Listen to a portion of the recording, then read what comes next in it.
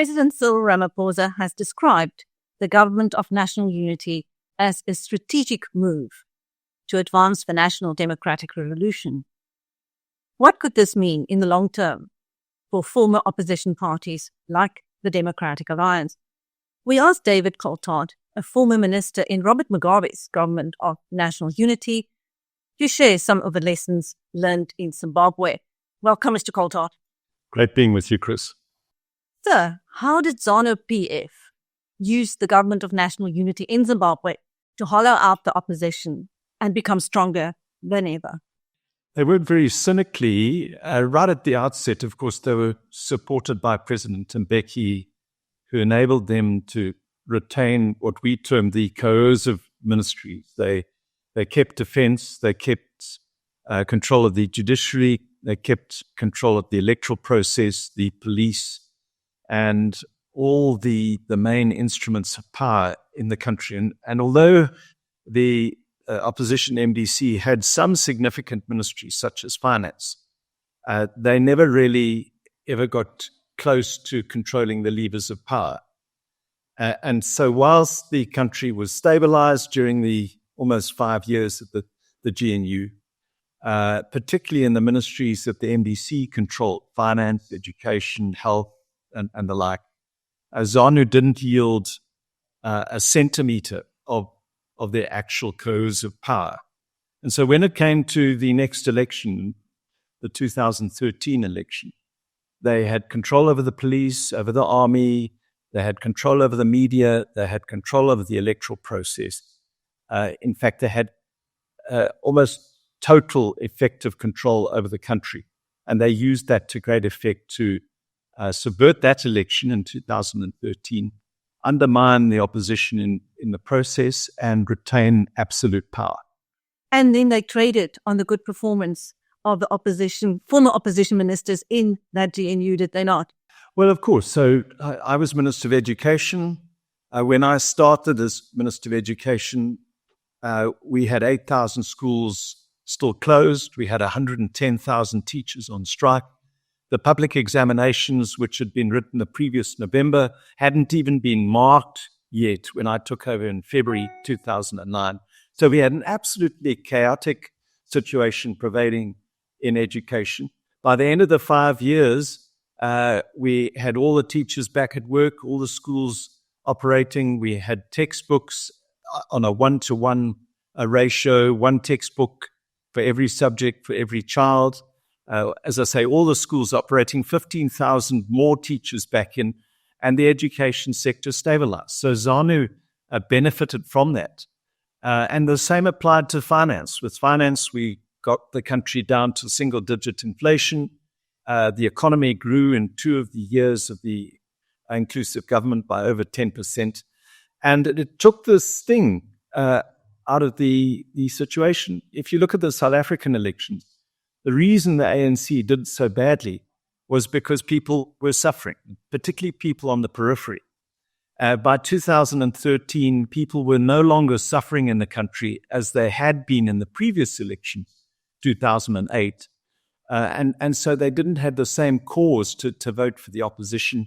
And that sentiment, combined with ZANU absolutely controlling the media, absolutely controlling the judiciary and the electoral process, meant that they were able to dominate the electoral process. So what advice do you have for the Democratic Alliance and other former opposition parties in South Africa's Government of National Unity to avoid the same fate? Let me make this point, that there are obvious differences between what prevailed in Zimbabwe between 2009 and 2013. In many respects, I think the MDC was at a huge disadvantage compared to the DA. For a start, the MDC was split into 2 factions and neither faction was particularly well organized, whereas the DA strikes me as being a disciplined, well-organized party. So there are these fundamental differences. But I think there are some lessons to be learnt by the DA. And the one critical thing is that despite that subverted playing ground, the MDC actually contributed to their own downfall through some of their actions. So, for example, MDC ministers quickly assimilated themselves into the Zanu-PF method of operation. There were all the temptations of Mercedes-Benz's. Morgan Tsvangirai, as Prime Minister, took a new luxurious house. And so in the mind of the electorate, in the eyes of the electorate, by the end of those 5 years, most MDC ministers couldn't easily be distinguished from your average Zanu-PF minister. It looked to many of the electorate that we had just been bought, and that, quite frankly, there was no incentive to vote for the MDC compared to Zanu-PF, because amongst many in the electorate, the feeling was that quite frankly, we were no different. We were in there for the goodies that we could get out of the office, not to try and bring about real change. So that was number one. We assimilated ourselves. Secondly, I think that we were naive. If I take myself, for example, I threw myself into education, which was the right thing to do, but I did so to the exclusion, for example, of taking more of an interest in the constitutional reform process that was going on. And whilst undoubtedly I and other MDC ministers were successful in our particular ministries, we did so at quite a cost, and that is that we spent so much time, for example, in education, that little time was spent on trying to tackle issues like the uneven playing field in the electoral environment, trying to speak about the Fourth Estate, speaking out more vigorously regarding the lack of independence of the media, speaking out regarding the lack of independence of the judiciary. And so by the time the 2013 elections came, although we were running our own ministry successfully, we had naively allowed Zanu-PF, as I say, in a very cynical fashion, to consolidate their power. And so applying that to South Africa, the DA, the IFP, they need to demonstrate some savvy. It's a balance. Obviously, they've got to deliver effectively on their own ministries so that they can demonstrate to the electorate in South Africa that they are competent and inspire confidence. And that needs to be their dominant responsibility. But they must not ever do that at the cost of allowing the ANC to consolidate their power in the areas of civic bodies, universities, the judiciary, and critically the media. What are the strongest parallels that you are seeing currently between what happened in Zimbabwe's GNU under Robert Mugabe and what is happening in the first months of the GNU in South Africa? Well, I've been quite impressed by what I've seen. The parallels are that I've seen DA ministers, for example, if you look at Home Affairs, it appears as if a lot of the backlog in applications has been dealt with. That's very impressive. And I'm not so sure about education because although I think, if I'm correct, the pass rate might have gone up, you still have a very low pass level. So it's hard at this stage, and it's too early, quite frankly, to comment how well people are doing. I read a story, I think last week, where it was clarified that DA ministers were not taking new vehicles, that they simply took over old vehicles, and all of that is to be commended. But there's quite a long way to go. Yet it is important that they maintain that standard. The public are tired, I think, of the huge cavalcades, the huge entourages, the luxurious standard. This is certainly the case in Zimbabwe, and I suspect it's the case in South Africa, where ministers get into these positions and suddenly their lifestyle transforms dramatically. It's critical that the DA guards against that so that they retain the goodwill of the electorate.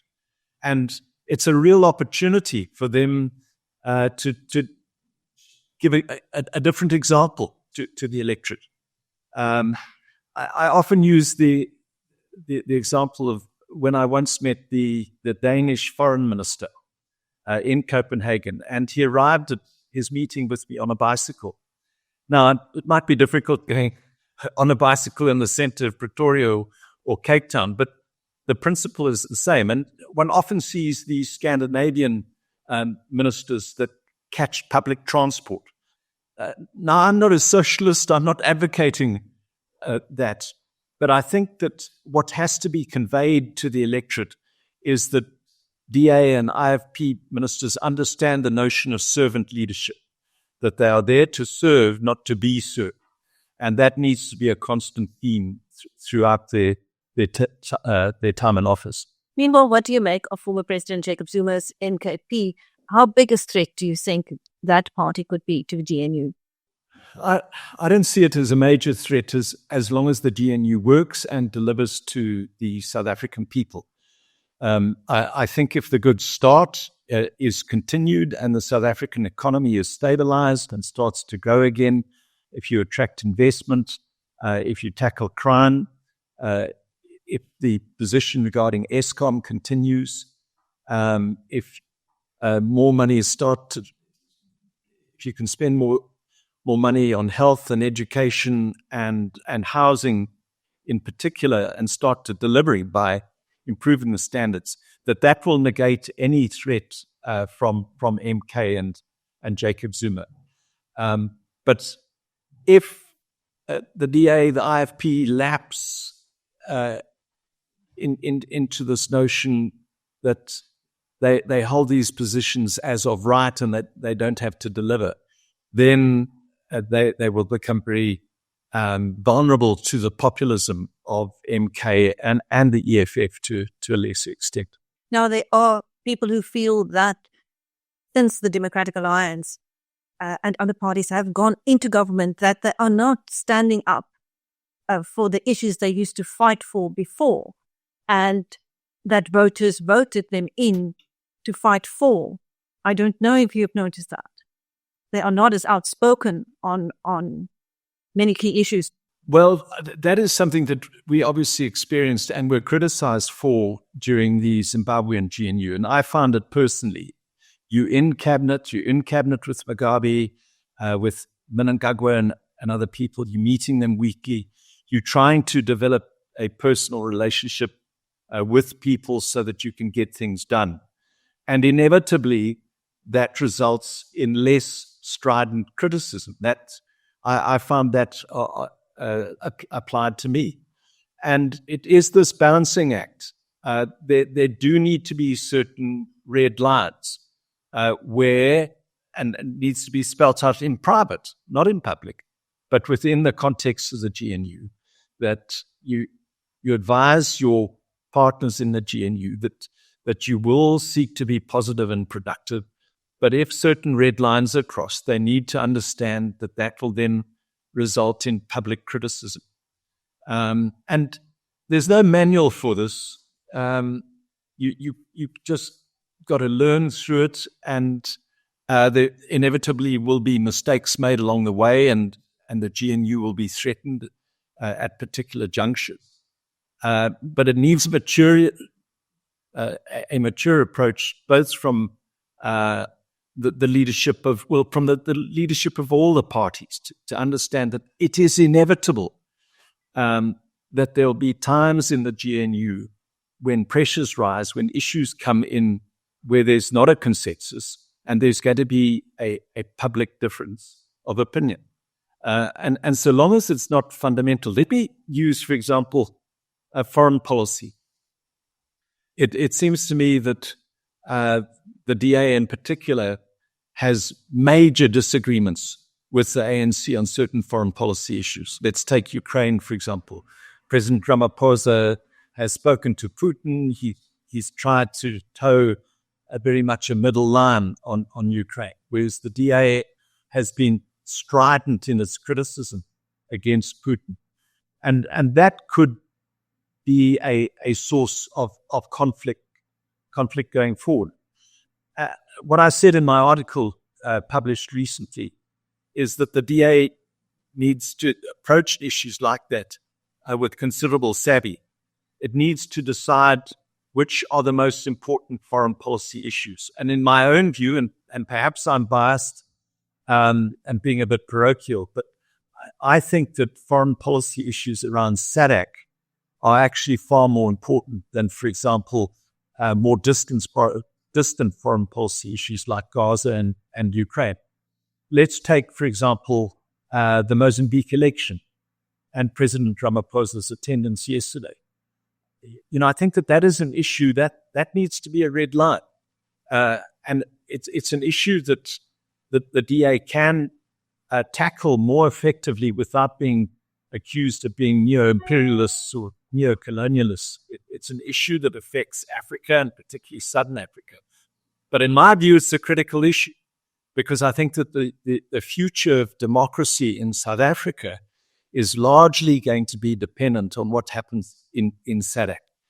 SADC is inching towards a more democratic order. We've seen that in Zambia. We've seen it in Botswana. We've seen it in the Namibian election. And even what is happening in Mozambique at present is an indication of a new mood in Southern Africa. Now, it's a nascent mood. It can be snuffed out, but it is critical because my view is that long-term sustainable economic development in South Africa and indeed the whole of SADC is dependent upon SADC embracing democracy, tolerance, respect for the rule of law. And those issues are far more important, in my view, than, for example, Ukraine and Gaza. And surely it must be easier within the context of South Africa to get a broad consensus involving the ANC, the IFP, the DA, and other democratic parties in terms of where SADC is headed, to ensure that, for example, South Africa, in its foreign policy, demands that neighboring countries' constitutions are respected in the electoral process. And then if we look, for example, at the SADC tribunal, which Zanu-PF managed to dispense with over a decade ago, and the South African government basically looked the other way.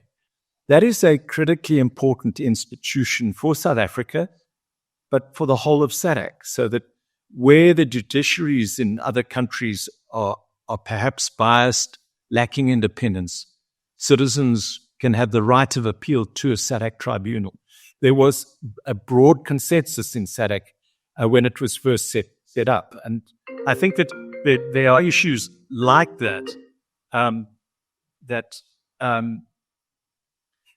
the DA can tackle fairly effectively to pursue a strong foreign policy agenda without actually breaking the GNU. Thank you. That was David Coltart, a former minister in Robert Mugabe's Government of National Unity, sharing the lessons learned in Zimbabwe with former opposition parties currently in South Africa's Government of National Unity. Thank you, Mr. Coltart. Thank you, Chris.